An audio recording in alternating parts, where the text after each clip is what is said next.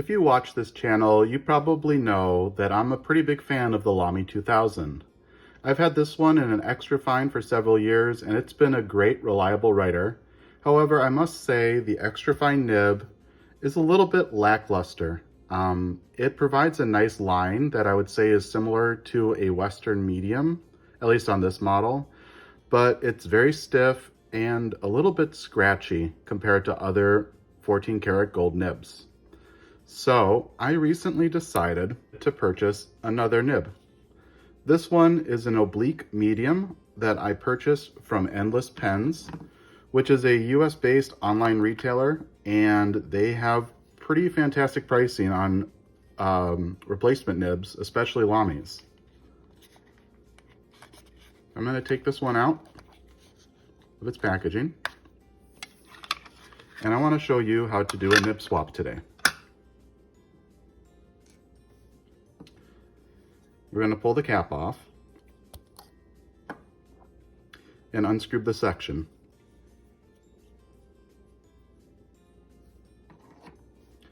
Being very gentle, push on the nib towards the back of the section, and soon both the nib and feet should come out. And then to remove the nib, you can either gently pull with your fingers or grab some Scotch tape similar to the other commonly styled Lamy nib and give it a pull.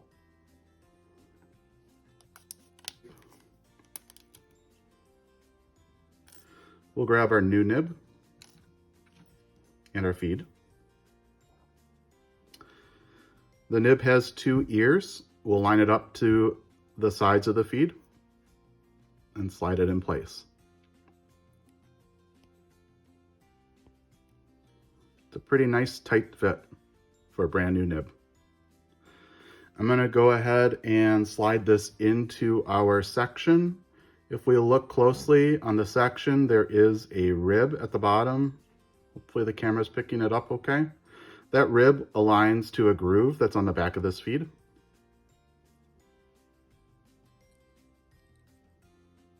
And if you have it lined up right, it should slide right through. There we go. Make sure your spring is in place on that section. And then we'll screw that onto our pen body.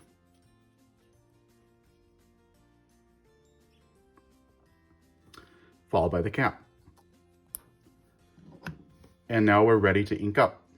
Inking up the Lamy 2000, today I selected Diamine Majestic Blue, which is a deep, well-saturated blue ink that has red sheen. Unscrew the cap. Pull the cap off the pen. Extend the piston all the way down.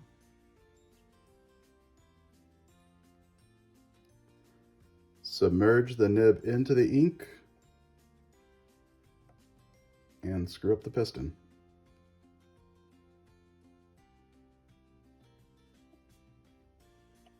Usually I'll do 2 extensions of the piston to try and get a full fill, but for today I think that'll be perfectly fine. I'm going to wipe off the excess ink from the pen. If we look at the ink window, we can see there's a decent amount of ink there. We'll cap up our pen and our bottle. And now let's try out that oblique medium. Okay, writing with the Lamy 2000 with an oblique medium.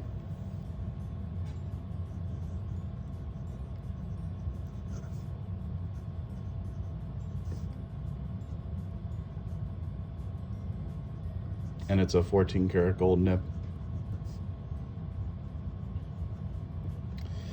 It's quite a bit smoother than the extra fine off the bat, and that's to be expected because we are going a couple sizes up in nib grind. And the oblique medium is a pretty unique one. I'm going to throw an image up that shows a close-up view.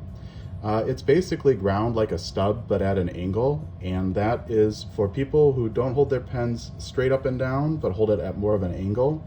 And if you watch my videos, that is the way that I hold my pen. So far I've been happy with this one. Our ink It's a little bit of a hard start there, or it might have been the way that I hold the pen. Diamine. Majestic. Blue. For flex, I'll turn the page, but I don't expect much.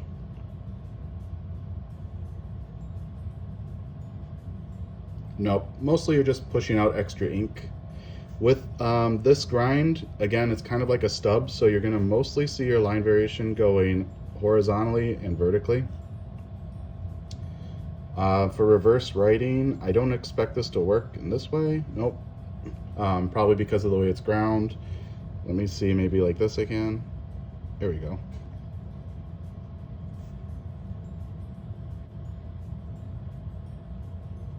So it works. It actually is fairly smooth, but you could see it's kind of an awkward angle to hold at, so I'm probably not going to use this for reverse writing.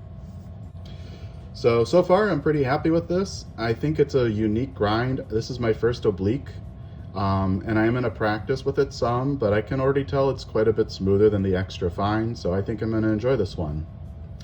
I hope you guys enjoyed this quick video of a nib swap going from an extra fine to an oblique medium with the Lamy 2000. And I just want to say,